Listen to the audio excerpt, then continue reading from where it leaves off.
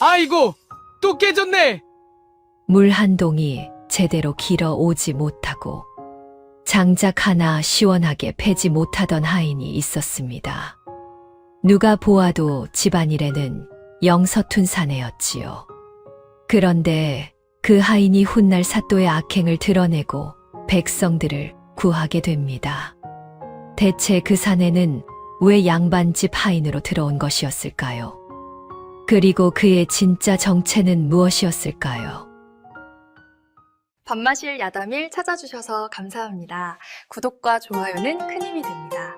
오늘 이야기 시작하겠습니다. 옛날 옛적 조선 어느 고을에 한 과부가 살고 있었습니다. 집에는 8살 난 아들 윤서와 오래도록 부엌을 지켜온 늙은 하인 복례뿐이었지요. 불과 한 달 전까지만 해도 그 집은 참으로 화목한 집안이었습니다.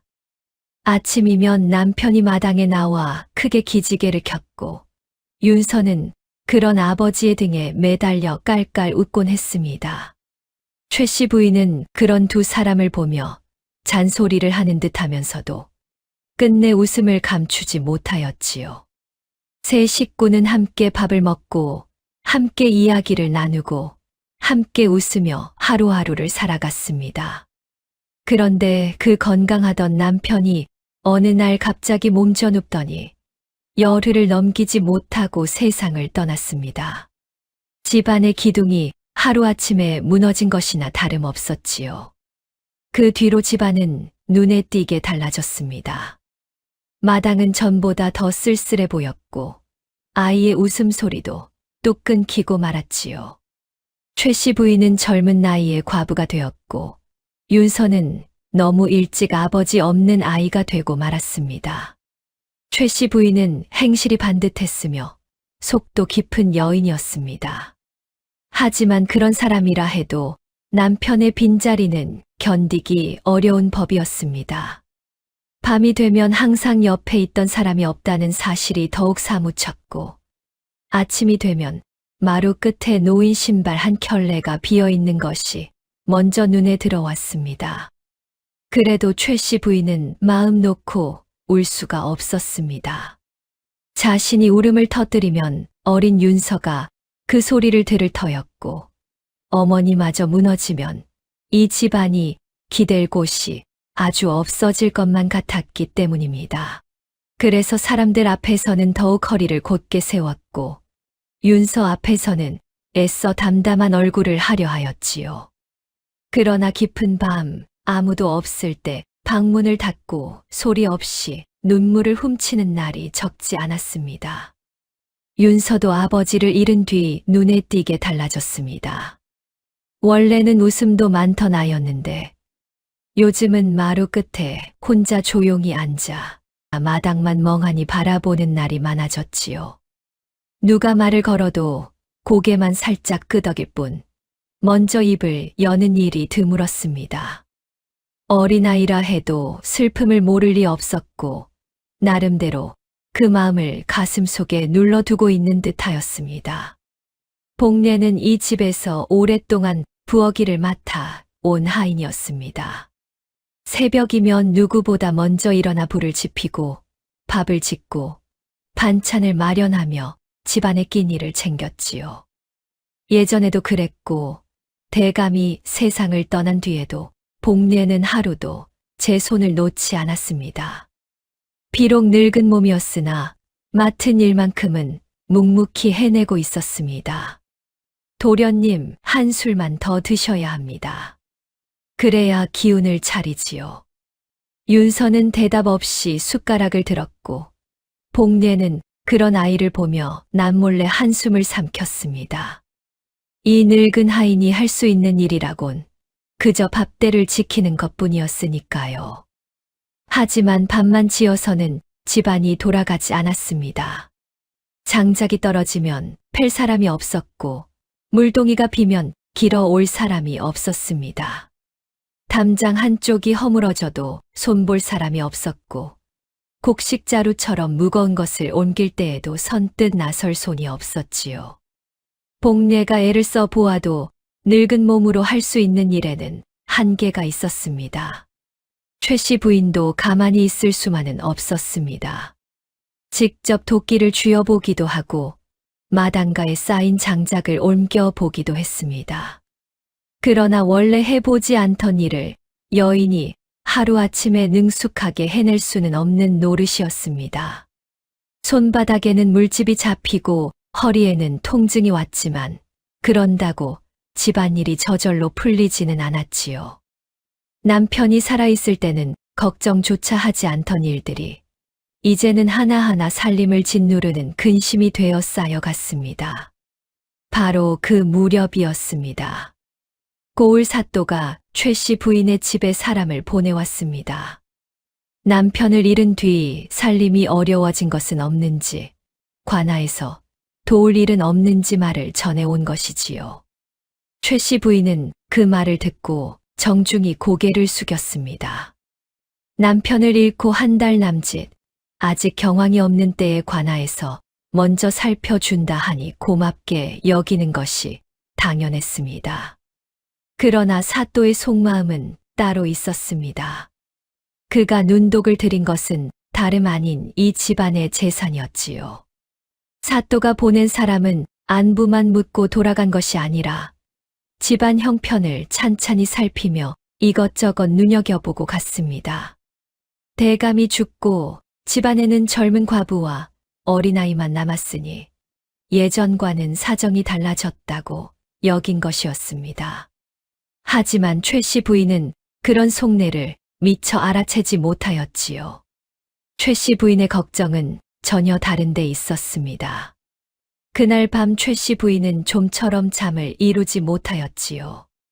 남편 없이 이 집을 지켜야 한다는 일, 어린 윤서를 홀로 키워야 한다는 일, 그리고 앞으로 감당해야 할 살림의 무게가 한꺼번에 가슴을 눌렀기 때문이었습니다. 이대로는 안 되겠다는 생각이 자꾸만 머릿속을 맴돌았습니다. 한참을 고민한 끝에 최 씨 부인은 마침내 남자 하인을 하나 들여야겠다고 마음먹었습니다. 최 씨 부인이 남자 하인을 구한다는 소문은 며칠 지나지 않아 고을 안팎으로 퍼졌습니다. 그러나 선뜻 찾아오는 이는 없었습니다. 과부가 사는 집에 사내 하인으로 들어간다는 것이 세상 사람들 입에 좋게 오르내릴 일이 아니었기 때문입니다. 그렇게 닷새쯤 지났을 때였습니다. 대문 밖에서 누군가 쉽사리 들어오지 못하고 머뭇거리는 기척이 들렸습니다. 복례가 나가보니 웬 젊은 사내 하나가 문 밖에 서 있었습니다. 키는 제법 훤칠하였으나 건장한 장정의 몸은 아니었지요. 그 사내는 복례를 보자마자 허리를 깊이 숙이며 일자리를 구하러 왔다고 하였습니다. 복례는 사내를 위아래로 한번 훑어본 뒤 말없이 안으로 데려갔고 잠시 뒤 최 씨 부인이 방에서 나왔습니다. 그러자 사내는 다짜고짜 무릎을 꿇고 마당 한가운데 엎드리다시피 하며 제발 한 번만 써달라고 사정하였습니다. 갈 곳도 없고 먹을 것도 다 떨어졌으니 밥만 주면 무슨 일이든 하겠다고 하였지요. 그 목소리가 얼마나 다급하게 들리던지 곁에서 듣는 이까지 잠시 말을 잇지 못할 만큼 절박해 보였습니다. 최 씨 부인은 한참 동안 아무 말 없이 그 사내를 내려다보았습니다. 과부가 된 뒤로는 남의 어려운 사정이 예전보다 더 크게 눈에 들어오는 법이었지요. 결국 최 씨 부인은 복례를 돌아보며 조용히 말하였습니다. 일단 며칠 지켜봅시다. 복례는 못 믿어온 얼굴을 숨기지 못하였습니다. 그러나 마님이 이미 말을 꺼낸 뒤에 대놓고 반대할 수는 없었지요. 사내의 이름은 만복이라 하였습니다. 만복은 그날부터 행랑채 한쪽 구석에 자리를 잡고 하인 일을 시작하였지요. 그런데 첫날부터 일이 영 매끄럽지 않았습니다. 장작을 패보라고 하였더니 도끼를 쥔 손부터가 몹시 어설펐습니다. 한 번 내리칠 때마다 도끼날이 빗나가기 일쑤였고 장작은 쪼개지기는커녕 옆으로 대굴대굴 굴러가기만 하였지요. 땀은 비 오듯 흘리는데 패놓은 장작은 얼마 되지도 않았습니다. 복례는 부엌 쪽에서 그 모습을 지켜보다가 마침내 혀를 차고 말았습니다. 평생 도끼 한 번 제대로 잡아본 적 없는 사람 같았기 때문입니다. 물 길어 오는 일도 다르지 않았습니다. 물동이를 지게에 얹어 오기는 하였으나 집에 닿기도 전에 반쯤은 흘려버리기 일쑤였지요. 물동이를 이고 오는 모습이 어찌나 불안한지 보고 있던 사람이 먼저 가슴이 조마조마할 정도였습니다. 최 씨 부인은 마루에 앉아 그 모습을 말없이 지켜보았습니다. 말로 하지는 않았지만 눈빛만 보아도 사람을 잘못 들인 것 아닌가 하는 마음이 엿보였습니다. 이튿날도 그 다음 날도 사정은 크게 다르지 않았습니다. 무거운 것을 나르라 하면 중간에 숨을 몰아쉬며 주저앉았고 담장을 손보라 하면 오히려 흙벽을 더 허물어뜨리기까지 하였습니다. 복례는 날이 갈수록 미심쩍어졌고 최 씨 부인도 속으로는 한숨이 잦아졌습니다. 그러나 갈 곳 없다고 무릎까지 꿇던 처음 모습이 자꾸 눈에 밟혀 차마 그만 나가라고 하지는 못하였지요. 그런데 며칠 지나지 않아 한 가지 눈에 띄는 점이 생기기 시작했습니다. 만복은 힘쓰는 일에는 몹시 서툴렀지만 사람을 대할 때는 또 다른 모습이 있었던 것입니다. 어느 날 저녁, 윤서가 마루 끝에 혼자 앉아 있었습니다. 밥도 반만 먹고 숟가락을 내려놓은 뒤였지요. 만복은 마당을 쓸다가 그런 윤서를 보았지만 바로 다가가 말을 걸지는 않았습니다. 한동안 모른 채 제 일을 하던 만복은 이내 슬며시 마루 가까이로 다가와 빗자루 끝으로 흙바닥에 무언가를 그리기 시작했습니다. 그것은 서툴게 그린 토끼 한 마리였습니다. 만복은 그 그림을 들여다보다가 혼잣말처럼 중얼거렸습니다. 귀가 너무 큽니다. 이러다 바람 불면 날아가겠습니다.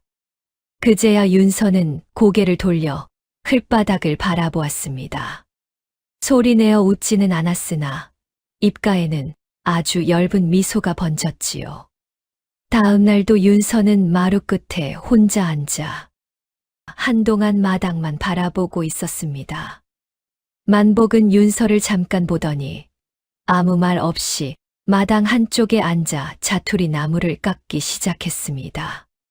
손놀림은 서툴렀고 모양도 삐뚤었지만 몇 번이고 고쳐 깎으며 끝내 작은 나무말 하나를 만들었지요. 한참 뒤 만복은 그것을 마루 끝에 살며시 올려두며 말했습니다. 잘 만들지는 못했습니다만 도련님 드리려고 만든 것입니다. 윤서는 한동안 그 삐뚤한 나무말을 바라보다가 마침내 조용히 손을 내밀어 그것을 집어들었습니다. 윤서의 입가에는 오랜만에 희미한 웃음이 스쳤지요. 그 모습을 본 복례는 하던 일을 멈추었고 최 씨 부인도 그제야 만복을 다시 보게 되었습니다. 만복은 장작을 패는 일도 서툴고 물을 길어오는 일도 익숙하지 않았지만 사람의 마음을 살피는 데에는 뜻밖의 세심한 구석이 있었습니다. 만복이 이 집에 들어온 지 보름쯤 지났지만 힘쓰는 일은 여전히 서툴렀습니다. 복례는 그때마다 고개를 절레절레 저었고 최 씨 부인도 이제는 그 서투름에 크게 화를 내기보다 체념에 가까운 한숨을 내쉬곤 했습니다. 그런데 이상한 것은 그 답답함 속에서도 이 집 안의 공기가 보름 전과는 분명히 달라져 있었다는 것입니다. 그 변화의 시작은 윤서였습니다. 아버지를 잃은 뒤로 마루에만 앉아 있던 아이가 요즘은 마당에 내려오는 날이 부쩍 잦아졌지요. 만복이 마당을 쓸고 있으면 슬그머니 다가와 옆에 서 있었고 만복이 장작과 씨름하고 있으면 가까운 곳에서 가만히 지켜보았습니다. 말을 먼저 거는 것은 아직 드문 일이었지만 만복의 곁에 있는 시간만은 분명히 늘어나고 있었습니다. 만복은 윤서에게 억지로 말을 걸지 않았습니다. 다가오면 받아주고 물러서면 그대로 두었지요. 다만 윤서가 곁에 있을 때면 혼잣말처럼 이런저런 이야기를 꺼내곤 했습니다. 마당에 줄지어 가는 개미를 보며 어디로 가는 것인지 모르겠다고 하고, 처마 밑을 드나드는 제비를 보며 올해도 같은 자리에 집을 짓는가 보다 하는 식이었지요. 아이에게 말을 붙인다기보다 그저 혼자 중얼거리는 듯 했기 때문에 윤서도 대답해야 한다는 부담 없이 그 말을 가만히 들을 수 있었습니다. 어느 날이었습니다. 만복이 마당 한쪽에 쪼그려 앉아 흙바닥에 무언가를 쓰고 있었지요. 윤서가 슬금슬금 다가와 어깨 너머로 들여다보니 나뭇가지 끝으로 글자 하나를 또박또박 쓰고 있었습니다. 하늘천자였지요. 만복이 고개도 돌리지 않고 말했습니다. 도련님, 이게 무슨 글자인 줄 아십니까? 윤서는 안다고 작은 목소리로 답했습니다. 만복이 그제야 고개를 들어 빙긋 웃으며 그러면 따지자는 쓸 줄 아느냐고 물었지요. 윤서가 나뭇가지를 받아 들고 하늘천 자 옆에 삐뚤빼뚤 따지 자를 썼습니다. 잘 쓰셨다고 만복이 칭찬하자 윤서의 입꼬리가 아주 살짝 올라갔습니다.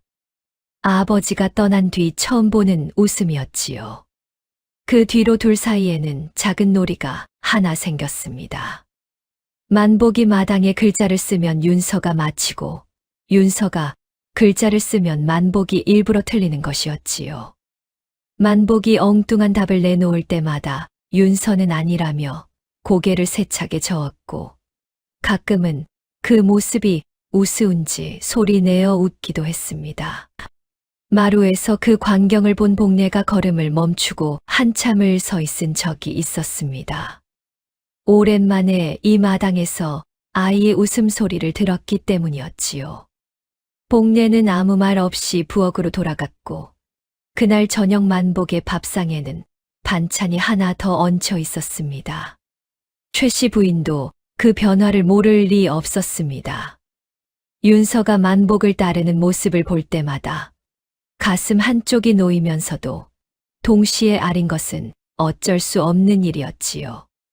아이가 저렇게 웃을 수 있다는 것이 고마우면서도 저 웃음을 만들어 주었어야 할 사람은 아이의 아버지였다는 생각이 뒤따라왔기 때문입니다. 그러나 최 씨 부인은 그 마음을 삼켰습니다. 아이가 웃는 것, 그것만으로도 행복한 것이었지요.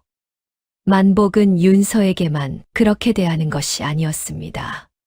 최 씨 부인이 힘에 겨운 일을 하고 있으면 만복은 말없이 다가와 손을 보태곤 했지요. 서툴기는 했지만 그래도 둘이 함께하면 혼자 하는 것보다는 나았습니다. 주인의 자리를 넘보지 않았고 하인으로서 지켜야 할 선도 알고 있었지요. 최 씨 부인이 시키면 그때 움직였고, 시키지 않은 일은 조용히 살피다가 꼭 필요할 때만 슬그머니 도움을 주곤 했습니다. 그 무렵부터 최 씨 부인은 만복을 보는 눈이 조금씩 달라지기 시작했습니다. 복례 역시 전과는 사뭇 다른 눈으로 만복을 보고 있었습니다.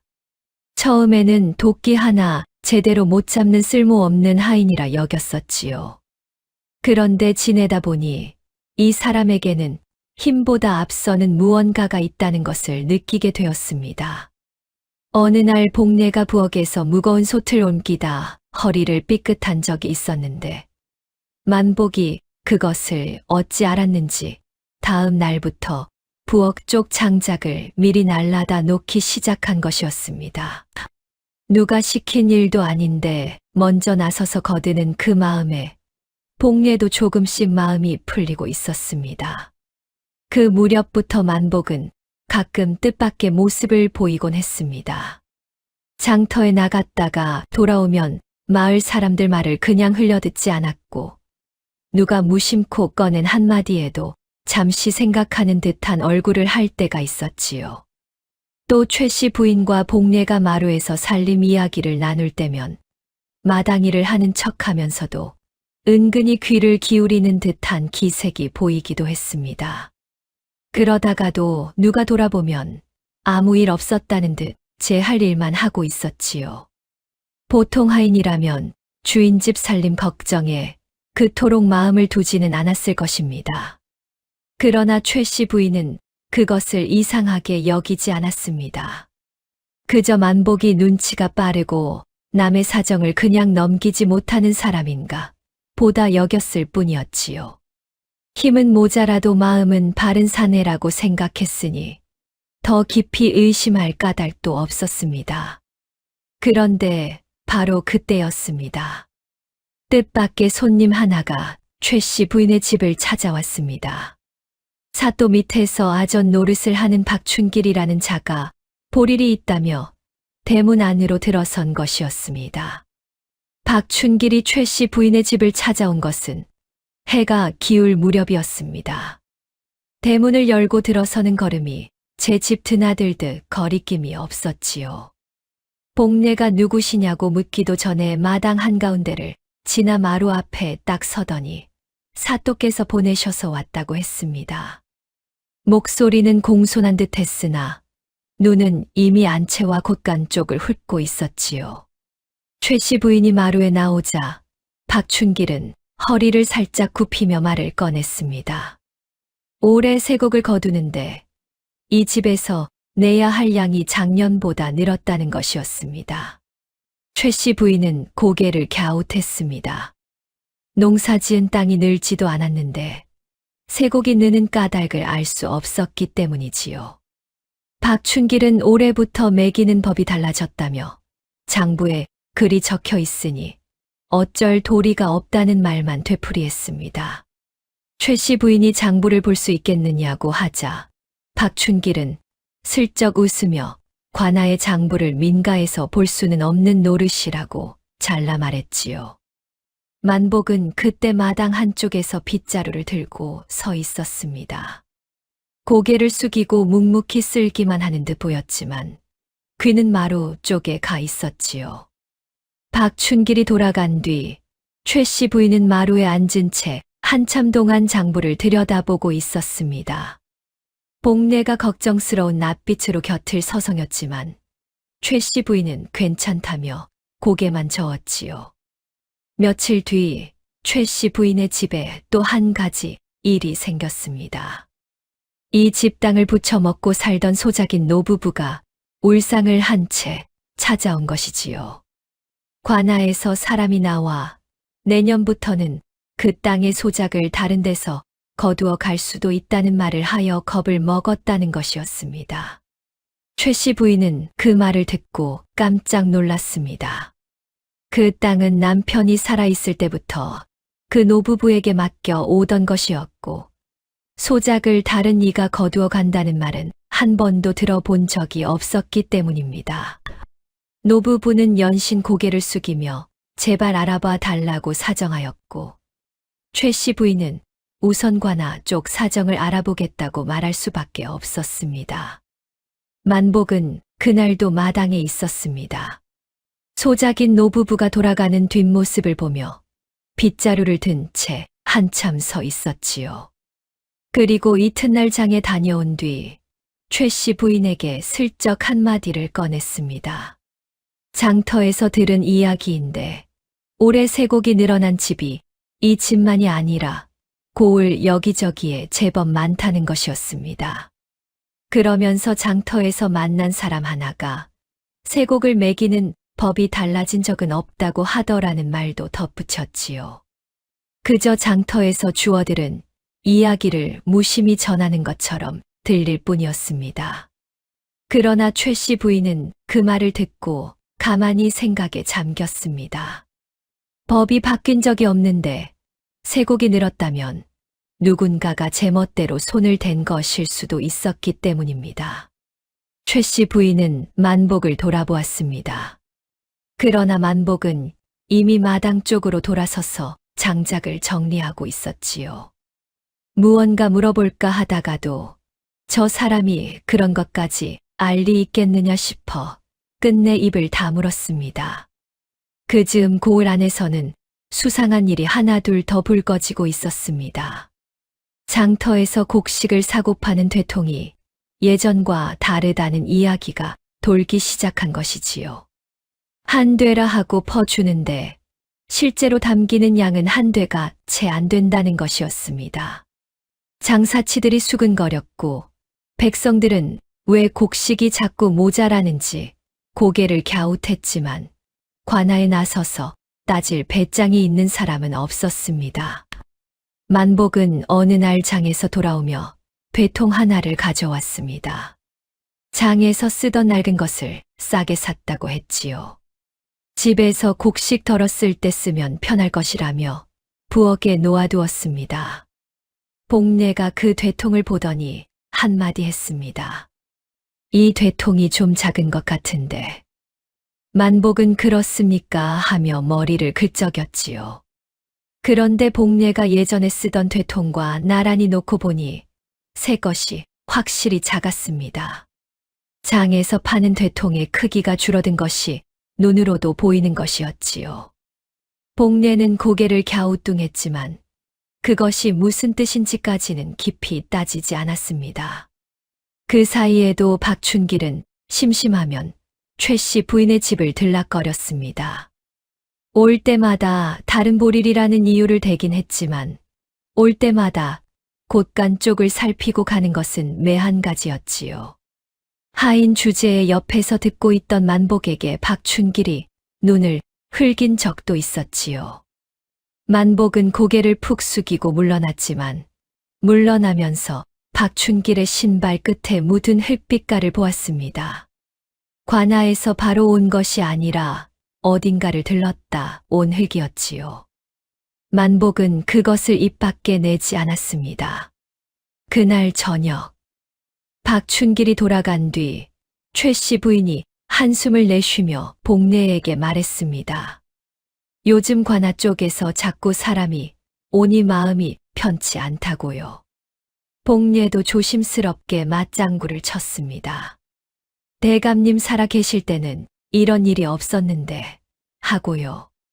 만복은 마당에서 해진 울타리를 고치고 있었는데 그 말이 귀에 들어왔을 것입니다. 그러나 돌아보지 않았지요. 다만 그 다음 날 만복은 최 씨 부인에게 조심스럽게 한마디를 했습니다. 세곡 낼 때 양을 다시 한번 꼼꼼히 따져보시는 게 좋겠다고요. 자기가 장터에서 들으니 내라는 대로 냈다가 나중에 곤란해진 집이 한둘이 아니라고 했습니다. 최 씨 부인은 고개를 끄덕이며 그리하겠다고 했습니다. 이 무렵부터 최 씨 부인은 만복을 보는 눈이 또 한 번 달라지고 있었습니다. 장작은 여전히 못 패지만 이 사람이 옆에 있으면 이상하게 덜 불안하다는 느낌이 자리를 잡기 시작한 것이지요. 그런데 사또 쪽의 손길은 점점 더 대담해지고 있었습니다. 세곡을 부풀려 거두는 것에 그치지 않고 소작인들을 겁주어 쫓아내고 되통을 줄여 백성의 몫을 빼앗고 그러면서도 겉으로는 한 번도 자기 손에 피를 묻히지 않았습니다. 모든 더러운 일은 박춘길이 했고 사또는 늘 깨끗한 얼굴로 관아에 앉아 있었지요. 누가 억울한 일을 호소하러 가도 사또는 고개를 끄덕이며 잘 알아보겠다고만 하고 돌아서면 아무것도 달라지지 않았습니다. 백성들은 사또가 무능한 것인지 무심한 것인지 알 수 없었지만 실은 그 모든 것의 맨 꼭대기에 사또가 있다는 것을 아는 사람은 거의 없었습니다. 만복은 알고 있었습니다. 아니, 정확히 말하면 하나씩 맞추어 가고 있었지요. 장터에서 주어들은 이야기, 박춘길의 발길이 향하는 곳, 세곡 장부의 앞뒤가 맞지 않는 숫자, 소작인들이 쫓겨나는 순서, 되통의 크기가 줄어든 시기. 그 모든 것이 만복의 머릿속에서 하나의 그림으로 이어지고 있었습니다. 그러나 만복은 아무에게도 그 그림을 보여주지 않았지요. 여전히 장작을 패다 도끼를 놓치고 물동이를 옮기다 넘어질 뻔하고 마당 한쪽에서 윤서와 흙바닥에 글씨를 쓰며 놀아주는 서투르고 다정한 하인일 뿐이었습니다. 다만 밤이면 만복의 눈은 낮과 달랐습니다. 아무도 보지 않는 어둠 속에서 만복은 무언가를 세고 있었고 무언가를 기다리고 있었습니다. 그해 여름, 비가 오지 않았습니다. 한 번 마른 하늘이 좀처럼 풀리지 않더니 석 달 가까이 비다운 비가 내리지 않았지요. 논바닥은 갈라지고 밭작물은 제대로 자라지 못했습니다. 장터에 나가도 사람들 얼굴이 밝지 않았고 내놓을 물건도 살만한 물건도 눈에 띄게 줄어들었습니다. 흉년이 든 것이었습니다. 최 씨 부인의 집도 이를 피할 수는 없었습니다. 땅에서 거두는 것이 예년보다 크게 줄어드니 곳간도 날이 갈수록 비어갔지요. 복내는 밥을 지을 때마다 쌀을 아껴야 했고 밥상에 오르는 반찬도 하나둘 줄어들었습니다. 최 씨 부인은 겉으로 내색하지 않으려 했지만 장부를 들여다볼 때마다 얼굴이 굳어지곤 하였습니다. 윤서는 밥그릇에 담기는 양이 줄어든 것을 알아차리고도 아무 말 없이 먹는 아이였습니다. 그 어린아이가 배고프다는 말 한마디 하지 않는 것이 오히려 더 마음을 아프게 했지요. 백성들이 그렇게 어려워하던 때에 나라에서 흉년든 고을에 구휼미를 내렸습니다. 굶주리는 백성이 없도록 곡식을 풀라는 뜻이었지요. 고을 사람들 사이에는 그나마 한숨 돌릴 수 있겠다는 말이 퍼졌습니다. 사또는 관아 앞마당에 백성들을 모아놓고 나라에서 내려온 곡식을 고루 나누어 주겠다고 말하였습니다. 한 집도 빠뜨리지 않겠다고, 굶는 백성이 없게 하겠다고 하였지요. 백성들은 그 말을 믿고 고개를 숙였습니다. 겉으로 보기에는 백성을 위하는 사또의 말처럼 들렸기 때문입니다. 그러나 실제로 백성들에게 돌아간 곡식은 기대보다 훨씬 적었습니다. 한 집에 돌아가는 양이 너무 적어 이걸로 얼마나 버틸 수 있을지 막막할 정도였지요. 사람들은 이상하다고 느끼면서도 원래 이런 것인가 보다 하고 물러났습니다. 사또가 직접 나서서 하는 일인데 설마 속이겠느냐는 생각이 남아 있었기 때문입니다. 만복은 그날 관아 앞에 나가 있었습니다. 장을 보러 나온 길에 잠시 구경하는 것처럼 사람들 틈에 서 있었지요. 아무도 그 어수룩한 하인에게는 눈길을 주지 않았습니다. 만복은 쌓여있는 곡식 가마니와 실제로 풀려나가는 양을 가만히 살피고 있었습니다. 그러다가 관아 뒤편으로 수레 하나가 조용히 빠져나가는 것도 보았습니다. 수레 위에는 곡식 자루가 실려 있었고 그 곁에는 박춘계 같은 자의 그림자가 어른거렸지요. 만복은 그날 집에 돌아와서도 별말이 없었습니다. 평소처럼 마당일을 하고 윤서와 가끔씩 글자놀이를 하고 저녁이 되자 행랑채 처마 밑에 조용히 앉아 있었습니다. 겉으로는 다를 것이 없었지만 생각이 많아 보이는 날이었습니다. 며칠 뒤에는 새벽에 몰래 집을 나서는 일도 있었습니다. 누구에게도 알리지 않고 나갔다가 날이 밝기 전에 돌아오곤 했지요. 신발에 묻은 흙이 평소와 다를 때도 있었으나 집안 사람들은 그 뜻까지 헤아리지는 못했습니다.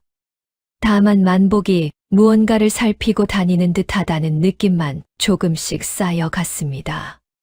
그 사이 사또는 점점 더 대범하게 움직이기 시작했습니다. 박춘길이 다시 최 씨 부인의 집에 찾아왔습니다. 이번에는 말이 더 노골적이었습니다. 흉년의 세곡을 제때 내지 못하면 땅을 내놓아야 하는 일도 생길 수 있다는 것이었지요. 최 씨 부인의 얼굴이 굳어졌습니다. 그 땅은 남편이 살아있을 때부터 지켜온 것이었고 훗날 윤서에게 물려줄 몇 안 되는 살림이었습니다. 박춘길은 곧바로 몰아붙이지는 않았습니다. 다만 사또께 잘 말씀드리면 봐주실 길이 아주 없는 것은 아니라며 일부러 말을 흐렸지요. 최 씨 부인은 그 말 속에 어떤 뜻이 들어있는지 이번에는 어렴풋이 알 수 있었습니다. 그 말은 곧 가만히 있어서는 이 일을 피하기 어렵다는 뜻이기도 하였습니다. 박춘길이 돌아간 뒤에도 최 씨 부인은 한동안 마루에서 일어나지 못했습니다. 복례가 곁에 와 앉았지만 쉽게 입이 떨어지지 않았지요. 윤서는 어머니 얼굴만 가만히 바라보고 있었고 만복은 마당 한쪽에서 그 모습을 보고 있었습니다. 그날 밤 만복은 조심스럽게 최 씨 부인에게 말을 꺼냈습니다. 당장 땅을 내놓겠다는 답부터 하지는 마시라는 것이었습니다. 흉년에 세곡을 못 냈다고 해서 바로 땅을 빼앗을 수는 없는 일이라고 하였지요. 최 씨 부인은 놀라 만복을 바라보았습니다. 하인의 입에서 그런 말이 나올 줄은 생각하지 못했기 때문입니다. 만복은 괜히 멋쩍은 얼굴을 하며 떠돌아다니며 이런저런 말을 주워들은 것이 있다고만 얼버무렸습니다. 그러나 그 말 한마디 덕에 최 씨 부인은 조금이나마 숨을 돌릴 수 있었습니다. 한편 사또 쪽에서도 이상한 낌새를 느끼기 시작했습니다. 최 씨 부인의 집이 예전처럼 쉽게 겁을 먹고 무너지지 않았기 때문입니다. 사또는 그 까닭이 궁금하였고 그 집에 들어온 하인 이야기를 박춘길에게 다시 묻게 되었습니다. 그러나 돌아온 답은 시원하지 않았습니다. 이웃 고을에서 떠돌다 온 듯한 어수룩한 하인일 뿐이라는 것이었지요. 사또는 겉으로는 대수롭지 않게 넘겼습니다. 하지만 마음 한쪽에서는 꺼림칙한 생각이 남기 시작했습니다. 만복은 겉으로는 여전히 예전과 다를 것이 없었습니다. 윤서도 이제는 만복 곁에 오래 붙어 있는 날이 많아졌지요. 어머니 얼굴이 어두울수록 윤서는 더 자주 만복 쪽으로 다가갔습니다. 그리고 며칠 뒤 관아 앞으로 백성들을 다시 모이라는 전갈이 돌았습니다. 사또가 구휼미를 한 번 더 나누어 주겠다는 것이었지요. 백성들은 다시 기대를 품고 하나둘 모여들기 시작했습니다. 사또는 또 한 번 사람들 앞에 나설 준비를 하고 있었습니다. 그날 아침 만복도 평소처럼 마당을 쓸고 있었습니다. 겉모습은 다를 것이 없었지만 눈빛은 사뭇 달라 보였습니다. 한참 마당을 쓸던 만복은 문득 손을 멈추고 하늘을 한번 올려다보았습니다. 오늘은 날이 맑겠습니다. 그 말이 누구에게 하는 말인지는 알 수 없었습니다. 그러나 그날이 그냥 지나가지는 않으리라는 것만은 어쩐지 그 집안 공기부터 먼저 알고 있는 듯하였지요. 관아 앞마당에는 이른 아침부터 사람들이 모여들었습니다. 흉년에 지친 얼굴들이었지요. 볼이 꺼진 노인도 있었고 아이를 업은 젊은 어미도 있었으며 빈 자루를 들고 온 사내들도 보였습니다. 고을 안팎에서 백성들이 구휼미를 받으러 모여든 것이었습니다. 마당 한쪽에는 곡식 가마니가 쌓여 있었고 그 앞에는 박춘길이 장부를 펼쳐 들고 서 있었습니다. 잠시 뒤 사또가 관아 대청에서 천천히 걸어 나왔습니다. 여느 때처럼 단정한 차림이었고 얼굴에는 백성을 걱정하는 듯한 모습이 있었지요. 사또는 마당 가운데에 서서 사방을 한번 둘러본 뒤 나직하지만 또렷한 목소리로 입을 열었습니다.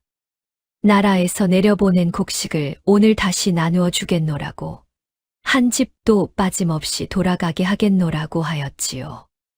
백성들은 고개를 숙여 고마워했습니다. 최 씨 부인도 그 자리에 나와 있었습니다. 복례와 윤서를 데리고 마당 한쪽에 서 있었지요. 만복도 함께였습니다. 짐을 들어 주러 따라온 하인의 모습이었습니다. 만복은 사람들 틈에 섞여 고개를 숙인 채 서 있었습니다. 이윽고 곡식을 나누어 주는 일이 시작되었습니다. 박춘길이 이름을 부르면 백성들이 하나씩 앞으로 나와 곡식을 받아갔습니다. 그런데 받아든 사람들의 얼굴이 하나같이 이상하다는 빛이었습니다. 양이 너무 적었기 때문이지요. 쌓여있는 가마니 수에 비해 실제로 풀리는 양이 턱없이 모자라 보였습니다. 그러나 사또 앞에서 대놓고 적다고 말하는 사람은 없었습니다. 모두 속으로만 삼키며 물러날 뿐이었지요. 바로 그때였습니다. 사람들 틈에서 누군가 앞으로 걸어 나왔습니다. 만복이었습니다. 허리를 굽히고 조용히 서 있던 그 사내가 마당 한가운데로 나선 것이지요. 박춘길이 눈을 치켜떴습니다. 최 씨 부인, 집 하인이라는 것을 알아본 것이었습니다. 무슨 짓이냐고 소리를 치려는 순간 만복이 먼저 입을 열었습니다. 그 목소리는 전과 달랐습니다. 만복은 사또를 똑바로 바라보며 물었습니다. 나라에서 이 고을에 내려보낸 구휼미가 모두 몇 가만이었느냐고요. 사또의 눈빛이 바로 달라졌습니다. 박춘길은 하인 주제에 무슨 소리냐며 당장 물러나라고 소리쳤습니다. 그러나 만복은 물러서지 않았습니다. 오히려 한 걸음 더 나아가 또렷하게 말하였습니다. 나라에서 내려온 구휼미는 300가마니인데 오늘 이 마당에 쌓인 것은 100가마니도 채 되지 않는다고요. 그렇다면 나머지 곡식은 어디에 있느냐고 묻는 것이었습니다. 순간 마당이 조용해졌습니다. 백성들의 눈이 만복과 사또 사이를 오갔지요. 사또의 얼굴이 잠깐 굳었으나 이내 웃는 낯을 지었습니다. 미친 하인이 헛소리를 한다며 당장 끌어내라고 하였지요. 박춘길이 관아 사람들을 불러 만복을 잡으려 하였습니다. 그때 만복이 품 안에서 무언가를 꺼내 들었습니다. 붉은 끈이 달린 배 하나가 보였습니다.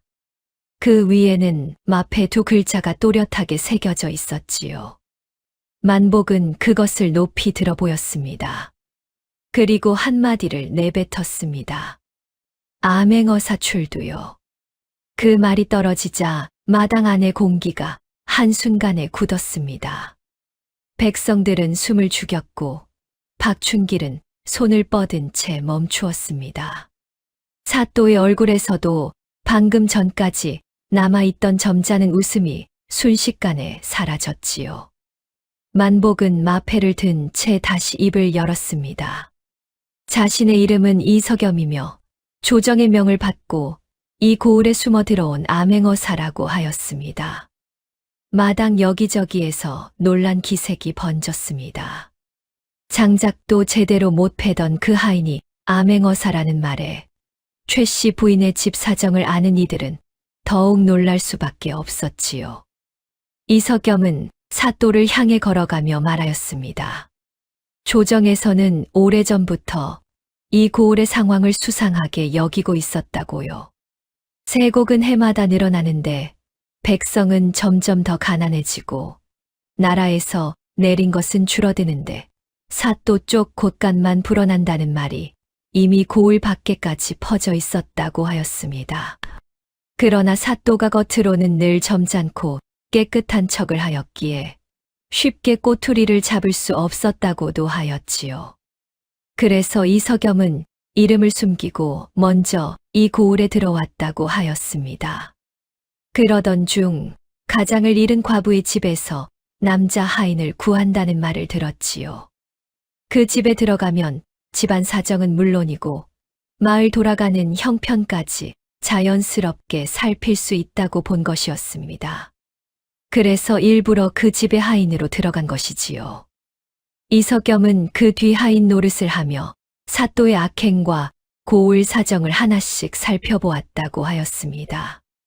세곡 장부를 부풀린 일, 소작인을 겁주어 흔든 일, 배통을 줄여 곡식을 가로챈 일, 나라에서 내려온 구휼미를 빼돌린 일까지 모두 확인하였다고 하였지요.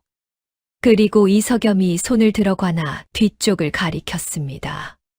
그 순간 관아 뒷문 쪽에서 포졸들이 들이닥쳤습니다. 이석염이 미리 손을 써 두었던 것이지요.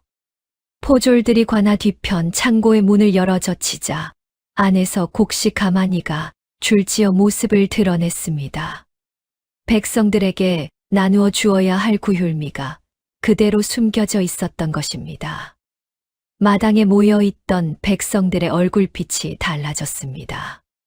누군가는 탄식을 흘렸고 누군가는 이를 악물었습니다. 그동안 사또의 은혜인 줄 알고 고개를 숙였던 일이 모두 속임이었다는 것을 그제야 알게 된 것이었지요. 사또는 그제야 다리가 풀린 듯 뒤로 물러났습니다. 도포 자락이 흙바닥에 닿는 것도 모른 채 주저앉고 말았지요. 이석염은 그런 사또를 내려다보며 이름을 불렀습니다. 조태관. 그 한마디만으로도 마당이 다시 조용해졌습니다. 이석염은 이 고을 백성의 피와 땀을 빼앗고 나라에서 내린 곡식까지 제 배를 채우는 데 쓴 죄를 묻는다고 하였습니다. 그리고 곧이어 박춘길의 이름도 불렀지요. 사또의 손발이 되어 백성을 겁주고 재물을 빼앗은 죄를 함께 물었습니다. 조태관은 바닥에 주저앉은 채 떨고 있었고 박춘길은 도망치려다 포졸들에게 붙들렸습니다. 이석염은 두 사람을 세운 뒤 죄목을 하나씩 밝히기 시작했습니다. 마당에 선 백성들 사이에서는 억눌린 숨소리와 울음, 분노가 뒤섞여 터져 나왔습니다. 최 씨 부인은 그 자리에 선 채 만복을, 아니 이석염을 바라보고 있었습니다. 입술이 떨렸지요. 장작을 패다 도끼를 놓치던 손, 물동이를 들다 비틀거리던 걸음, 윤서와 함께 마당에서 글자를 쓰던 모습이 하나씩 떠올랐습니다. 그제야 그 모든 일이 단지 어설픈 하인의 모습만은 아니었다는 것을 알게 된 것이었습니다. 윤서는 어머니의 치마를 붙잡은 채 이석염을 올려다보고 있었습니다. 도련님이라 불러주던 사람, 함께 글자놀이를 하던 사람, 웃게 해주던 그 사람이 지금 마패를 들고 서 있는 것이 아이에게도 낯설었지요. 이석염은 포졸들에게 조태관과 박춘기를 묶으라고 한 뒤 다시 백성들을 향해 돌아섰습니다. 그리고 숨겨둔 곡식은 오늘 안에 모두 꺼내어 빠짐없이 나누어 주겠다고 하였습니다. 쇠곡을 부풀려 거두어 간 목도 하나씩 따져 돌려주겠다고 하였지요. 그 말을 듣자 백성들 사이에서는 울음이 터졌습니다. 무릎을 꿇고 고마워하는 이도 있었고 하늘을 보며 길게 숨을 내쉬는 이도 있었습니다. 모든 일이 마무리되어 갈 무렵 이석염은 최 씨 부인이 서 있는 쪽으로 걸어왔습니다. 관아 마당을 가로지르던 걸음이 최 씨 부인 앞에서 멈추었지요. 잠시 말이 없었습니다. 먼저 입을 연 것은 이석염이었습니다. 그는 나직한 목소리로 그동안 속인 일을 용서해 달라고 하였습니다. 그리고 윤서를 내려다보며 말하였습니다. 도련님, 이제는 장작 잘 패는 하인이 올 것입니다. 윤서는 고개를 들어 이석염을 바라보았습니다. 눈가에는 물기가 어려 있었지만 입가에는 아주 작은 웃음이 떠올랐지요. 최 씨 부인은 한동안 아무 말도 하지 못했습니다. 그러다가 끝내 고개를 깊이 숙였습니다. 그 인사 속에 고마움도 있었고 서운함도 있었으며 차마 입 밖에 내지 못한 여러 마음이 함께 들어 있었습니다. 이석염은 그 인사를 받고 한 발 물러섰습니다. 더 오래 머물지는 않았지요. 이석염이 관아 마당을 빠져나가려 할 때였습니다. 복례가 울먹이며 한마디를 하였습니다. 밥이라도 한 끼 더 드시고 가시지요. 이석염은 걸음을 멈추고 돌아보았습니다. 그리고 조용히 웃으며 말하였습니다. 복례 어르신 밥이 이 고을에서 제일 맛있었습니다. 그 한마디를 남기고 그는 다시 돌아섰습니다. 복례는 그 뒷모습을 보며 치맛자락으로 눈물을 훔쳤습니다. 그렇게 만복은 떠났습니다. 장작도 제대로 못 패고 물동이도 비틀거리며 옮기던 어수룩한 하인은 더는 그 집에 없었지요. 하지만 그가 머물다 간 흔적은 그대로 남아 있었습니다. 마당 흙바닥에 희미하게 남은 글씨 자국, 부엌 곁에 서툴게 쌓아둔 장작들, 그리고 한동안 얼어붙어 있던 집안 공기를 조금씩 풀어놓은 온기까지 말입니다. 그날 저녁 윤서는 마당으로 나가 나뭇가지를 하나 집어들었습니다. 그리고 흙바닥에 글자를 또박또박 적었습니다. 그러다가 어머니를 돌아보며 웃었지요. 아버지를 잃은 뒤 처음 보였던 그 작은 웃음보다 조금 더 자란 웃음이었습니다. 최 씨 부인은 마루에 앉아 그 모습을 조용히 바라보고 있었습니다. 곁에는 복례가 있었고 마당에는 윤서가 서 있었지요. 남편을 잃은 뒤 쓸쓸해진 집안이 하루아침에 달라진 것은 아니었습니다. 그러나 사람 하나가 곁에 있어 주는 것만으로도 집안이 쉽게 무너지지 않는다는 사실을 최 씨 부인은 조금씩 알게 되었습니다. 집안을 지탱하는 데에는 힘센 손만 필요한 것이 아니었습니다. 사람의 마음을 헤아리는 힘이었지요. 만복이, 아니 이석염이 그 집에 남기고 간 것은 바로 그것이었습니다. 이야기를 끝까지 들어주셔서 감사합니다. 내 곁에도 만복 같은 사람이 있지 않은지 한번 돌아보시고 이야기가 마음에 드셨다면 좋아요와 구독 부탁드리겠습니다. 늘 행복하시고 평안한 나날 보내시길 바랍니다.